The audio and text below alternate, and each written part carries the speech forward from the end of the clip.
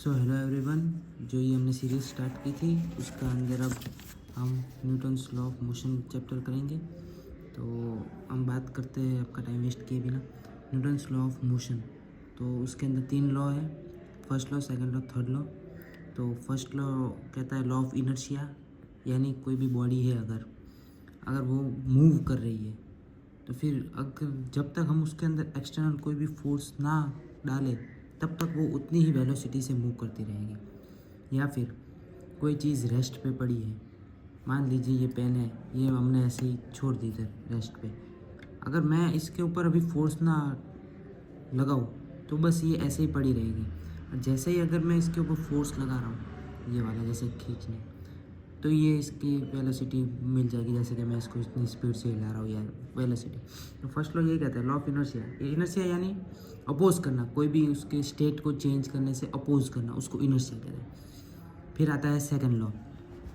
Second law होता है force is equal to mass into acceleration, यानी एक्सेलरेशन है वो फोर्स के डायरेक्टली प्रोपोर्शनल है, या फिर ऐसे भी बोल सकते हैं हम एक्सेलरेशन मास के इन्वर्सली प्रोपोर्शनल है। फिर आते हैं थर्ड लॉ। थर्ड लॉ कहता है एक्शन रिएक्शन, मतलब कि जैसे कि मैं आपको समझाऊँ तो मेरे पास ये है फोर आर्म बनाने का, अगर मैं उसके ऊपर ऐसे फोर्स लगा रहा हूँ, मतलब जितना मैं फोर्स इसको ऐसे इधर उंगलियों से इधर दबाने को या इन दोनों को टच कराने को जो लगा रहा हूँ, उतना ही फोर्स ये दोनों अपने आप को खोलने में लगाएंगे ऐसे। तो इसको बोलते हैं हम एक्शन रिएक्शन। या फिर हम मान लेते हैं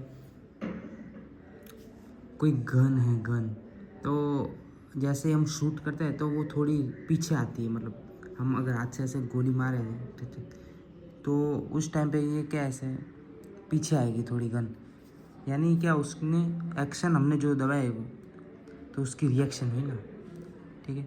उसके बाद हम बात करें तो फ्री बॉडी डायग्राम की। तो फ्री बॉडी डायग्राम तो उसके अंदर हम पढ़ेंगे, जैसे कि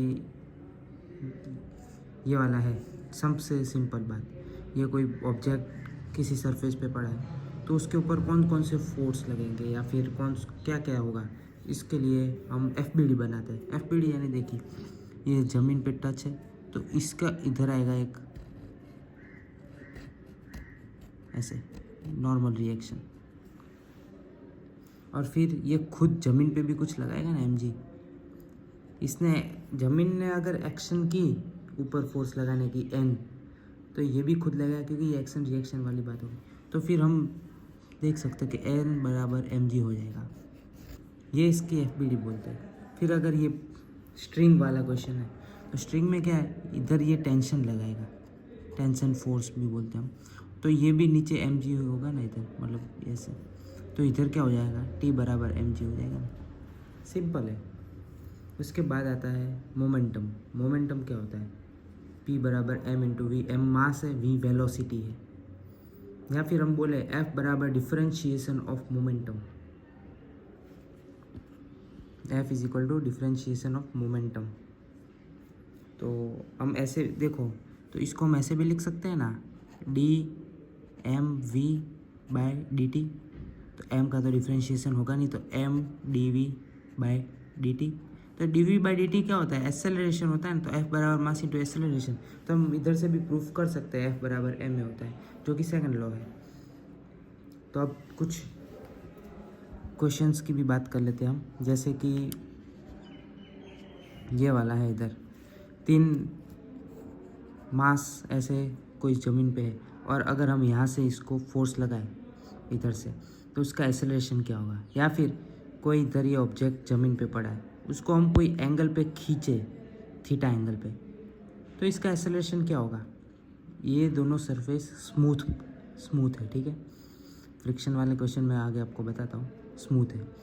तो इधर अगर हम फोर्स ऐसे लगाएंगे तो सिंपल आपको सेकंड लॉ याद कर लेने का, क्या होता है second law, force is equal to mass into acceleration.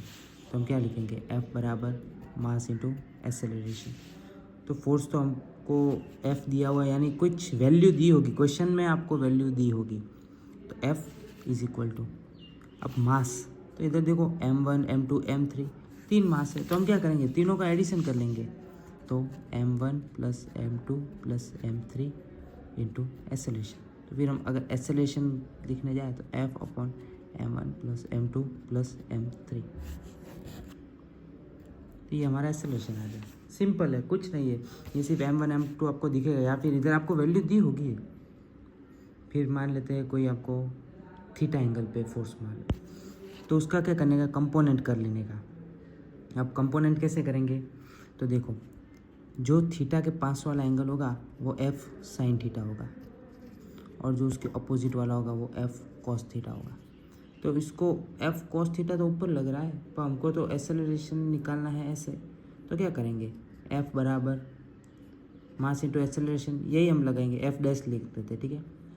तो F डैश क्या होगा, हम इधर नेट फोर्स ये डायरेक्शन में सिर्फ F sin थीटा ही लगा है, F cos थीटा ऊपर लगा रहा है, तो F sin थीटा, तो F sin थीटा मास m इंटू एक्सेलरेशन, तो एक्सेलरेशन आ जाएगा F sin theta upon m।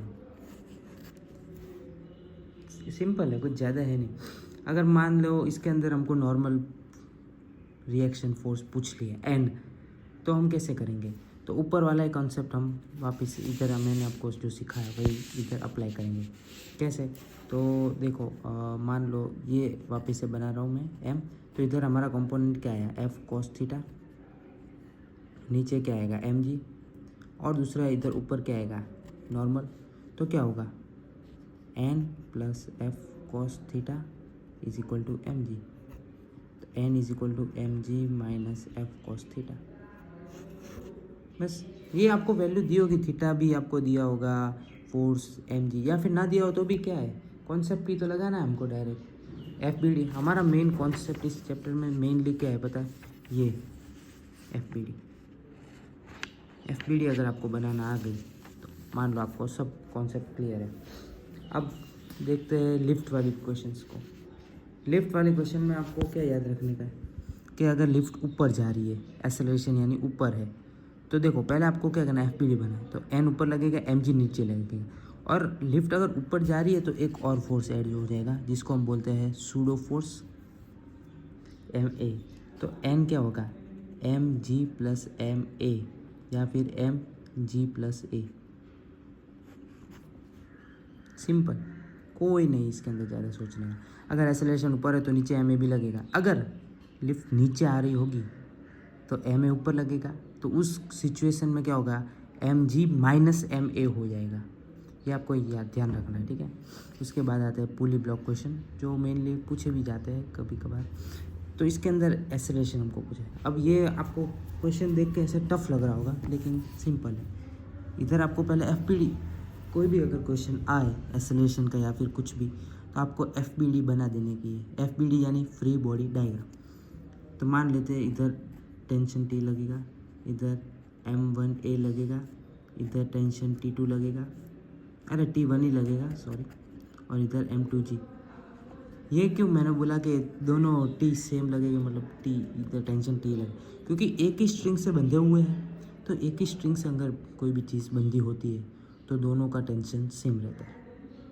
Okay, तो देखते हैं अब इधर T = M1G, और इधर भी T लिखते हैं हम M2G। अगर दोनों सेम हुए, अगर टेंशन मतलब रेस्ट पे हुआ, तो क्या होगा, दोनों के T सेम, मतलब M1G और M2G दोनों सेम होंगे, तो M1 = M2 जब सिचुएशन होगी, मतलब T और T सेम हो गए, G और G सेम हो गए, तो M1 = M2 कब, जब ये रेस्ट पे होगा तब। समझ में आया। अगर ये रेस्ट पे हुआ मतलब कोई मूवमेंट नहीं हो रही, मतलब दोनों सेम होंगे उनके वेट, तभी तो वो सेम आएगा ना, तभी तो वो मूव नहीं करेंगे। अगर मान लो M2 का वेट ज़्यादा है, M2 का वेट ज़्यादा है, मान लेते हैं assume that M2 have more weight than M1, मतलब ये इधर जाएगा कुछ एक्सेलरेशन के साथ, ये इधर ऊपर जाएगा कुछ एक्सेलरेशन के साथ, दोनों का एक्सेलरेशन सेम ही होगा, ये आपको ध्यान रखने का है, ठीक है। तो फिर कैसे करेंगे, कुछ नहीं, वापस से वही का वही क्वेश्चन। अगर ये एक्सेलरेशन इधर ज़्यादा है तो एम ए ऊपर लगेगा, एम ए, और इधर ए ऊपर है तो एम ए नीचे लगेगा। वापिस से हम वही लिखेंगे, T is equal to m a plus m g, कौन से एम वन ए और एम वन जी। और अगर दूसरी ये फर्स्ट इक्वेशन और सेकंड इक्वेशन लगेगी M two G minus M two A. बस अगर इसके अंदर आपको इन दोनों को इक्वलाइज कर लेने का, एम वन ए प्लस जी बराबर एम टू जी माइनस ए।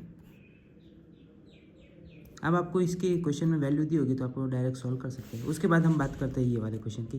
तो इसके अंदर क्या होगा कि एम जी इधर बीचों बीच लगेगा, एम जी बीचों बीच लगेगा और इधर थीटा है तो ये इसका जो एम जी साइन थीटा, ये एम जी साइन थीटा होगा। ये आप रट भी सकते हैं या फिर वेक्टर चैप्टर अगर आपने सीखा हो तो उसके अंदर बताया हुआ है सर ने, पर तो भी आप याद रख लीजिए, लास्ट में तो यही हो सकता है। तो इधर एम जी साइन थीटा होगा, ओके, और इधर नॉर्मल रिएक्शन ऐसे ही होगा, तो फिर इधर अलग आएगा ना।